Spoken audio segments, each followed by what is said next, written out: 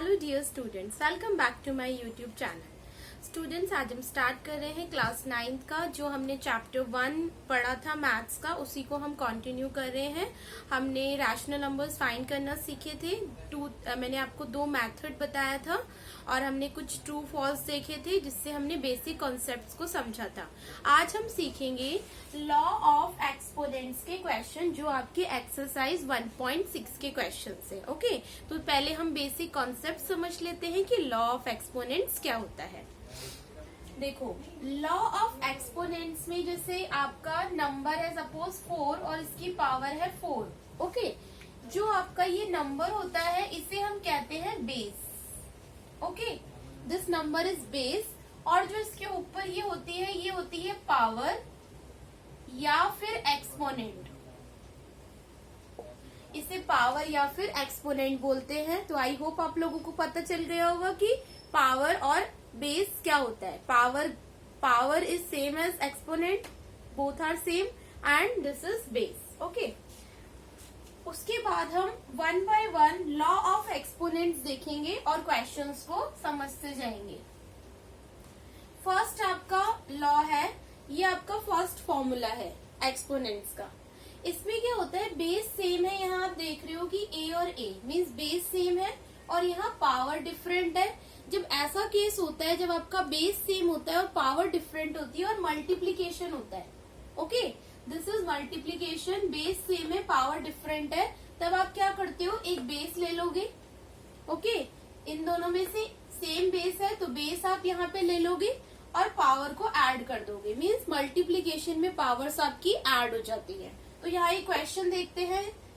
इस फॉर्मूले से रिलेटेड एक क्वेश्चन देखते हैं, तो क्वेश्चन से आपको ज्यादा क्लियर हो जाएगा। यहाँ देखो 17 इंटू 17 मीन 17 की पावर है 2। Okay, and 17 raise to the power 5। Okay, तो यहाँ पे आपका बेस सेम है और पावर डिफरेंट है, तो आप क्या करोगे, बेस ले लोगे 17, जैसे यहाँ पे फॉर्मूले में है a, और पावर को आप ऐड कर दोगे, मीन्स 2 + 5, तो आपका हो जाएगा 17 की पावर 7। क्लियर? यहाँ पे हमने मल्टीप्लाई में पावर को ऐड कर दिया। 5 + 2 = 7, तो 17 की पावर 7 इज द आंसर।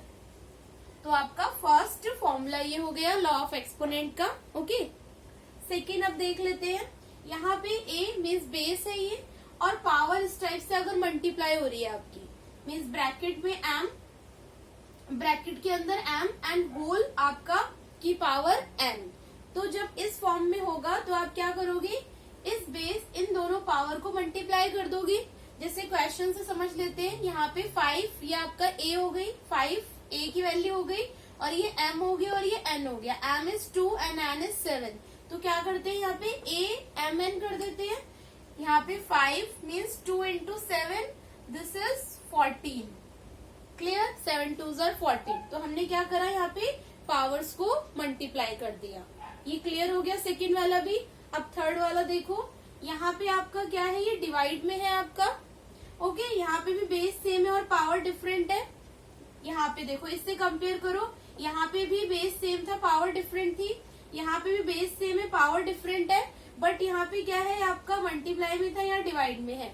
तो मल्टीप्लाई में पावर्स ऐड हो जाती है और डिवाइड में पावर्स माइनस हो जाती है, सबट्रैक्ट हो जाती है। तो यहाँ पे हम एक बेस लेंगे और पावर्स को सबट्रैक्ट कर देंगे। तो यहाँ पे हमने देखो, क्वेश्चन देखो, यहाँ पे बेस सेम है और पावर्स डिफरेंट है, तो आप बेस ले लोगे, a की वैल्यू 23 और पावर्स को आप यहाँ पे सबट्रैक्ट कर दोगे, तो आपका आ जाएगा 23 raise to the power 3। Clear? ये आपका आंसर हो गया, और यहाँ पे ये आंसर हो गया। क्लियर? नेक्स्ट देखो, नेक्स्ट में क्या है आपका, अब यहाँ पे आपका बेस डिफरेंट है, a and b base different है और पावर भी डिफरेंट है। बेस भी डिफरेंट है और पावर भी डिफरेंट है, तो इस केस में क्या होगा, बेस को मल्टीप्लाई कर देंगे। सॉरी, इसमें थोड़ा मिस्टेक हो गया, इसे ठीक कर लेते हैं। यहाँ पे आपकी पावर सेम है। ओके, इसमें अभी तक हमारा बेस सेम आ रहा था, पावर डिफरेंट आ रही थी। अब इस केस में आपकी पावर्स क्या हो जाएंगी, सेम हो जाएंगी और बेस डिफरेंट हो जाएगा। तो आप यहाँ पे बेस को मल्टीप्लाई करोगे और एक सिंगल पावर ले लोगे, क्योंकि वो सेम है, अब यहाँ से क्वेश्चन देख लेते हैं। यहाँ देखो आपका बेस सेम है, तो बेस को क्या करना है, मल्टीप्लाई करना है और एक पावर ले लेनी है, सेम पावर है, तो ये कितना हो जाएगा आपका 7 9 63 और 63 की power 3 is the answer. Clear, समझ में आ गया। नेक्स्ट में देखो आपका a की पावर है m/n। अब इस केस में क्या करेंगे, इस केस में आपको क्या करना है, यहाँ पे a की पावर m/n दे रखी है, तो इस केस में आपको क्या करोगे, आप इसे कैसे सॉल्व करोगे। जैसे यहाँ क्वेश्चन है 64 की पावर 1/2। क्लियर, अब इसको आप कैसे सॉल्व करोगे, जो आपका a है मीन्स जो 64 है, a इज 64, तो आप इसको रूट में कर दोगे और जो यहाँ पे आपकी जो m होती है वो आपका बाहर चले जाता है, m होल की पावर हो जाती है और n आपका अंदर आ जाता है इस टाइप से। ओके, तो इसमें देखो कैसे करोगे, क्वेश्चन से समझो। यहाँ पे ये 64 बेस हो गया, इसको आप रूट में कर दोगे। क्लियर, और आपकी ये m है और ये n है, तो आपका n वाला मीन्स नीचे वाला नंबर क्या होता है, ये बाहर आ जाता है, मीन्स ये स्क्वायर। ओके, और 1 आपका अंदर आ जाता है इस टाइप से। मैं लिख के समझा रही हूँ आपको, आप समझ जाओगे एक बार कॉन्सेप्ट, तो आपको खुद से आप फटाफट से सॉल्व कर लोगे इसे।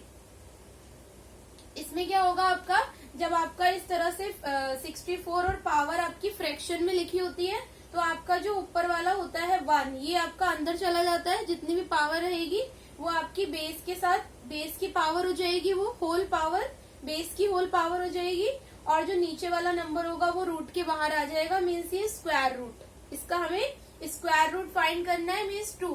इसको आप 2 भी नहीं दिखाओगे, इसका मतलब ही स्क्वायर रूट होता है। हमें 3 दिखाना होता है, जब हम क्यूब रूट फाइंड करते हैं तो 3 लिखना होगा, बट अगर आप इसमें 2 भी नहीं लिखोगे तो भी चलेगा, तो इसका मतलब ही स्क्वायर रूट होता है। क्लियर, बट मैंने आपको समझाने के लिए ये बताया है, समझने के लिए देख लो। अब आप इसमें क्या करोगे, अब आप इसमें क्या फाइंड, इसका मतलब क्या है, इसको हम मीन्स हमें 64 1 टाइम है। क्लियर, यहाँ से हमें पता चल गया कि रूट में जो ये 64 है ये एक ही बार है, हमें इसका क्या निकालना है, स्क्वायर रूट फाइंड करना है। हमें इसका स्क्वायर रूट फाइंड करना है, तो 64 का स्क्वायर रूट होता है आपका 8 8 64 होता है ना, तो ये नंबर रूट से बाहर आ जाएगा। आपको इसके लिए स्क्वायर रूट याद करने होंगे, आप 30 तक स्क्वायर रूट याद कर लो और क्यूब रूट्स भी याद कर लो 30 तक, इनफ है। अगर आप 30 तक square roots and cube roots याद कर लोगे तो आपके इजी होगा। वैसे तो आप फाइंड भी कर सकते हो प्राइम फैक्टराइजेशन मेथड से, बट बेटर है कि 30 तक याद रहेगा, देखते ही समझ में आ जाएगा ये किसका रूट है। क्लियर, तो यहाँ पे ये क्वेश्चन आपको समझ में आ गया। ये मैंने आपको बेसिक कॉन्सेप्ट बताया आपका लॉ ऑफ एक्सपोनेंट्स का, बट आपका जो एक्सरसाइज 1.6 है, 1.6 का जो क्वेश्चन नंबर 1 का फर्स्ट क्वेश्चन है वो आपका ये वाला है। ये आपका क्वेश्चन नंबर 1 का फर्स्ट क्वेश्चन ये है, ये मैंने आपको बेसिक कॉन्सेप्ट समझाने के लिए बताया था। अब हम 1 बाय 1 क्वेश्चन कर लेते हैं।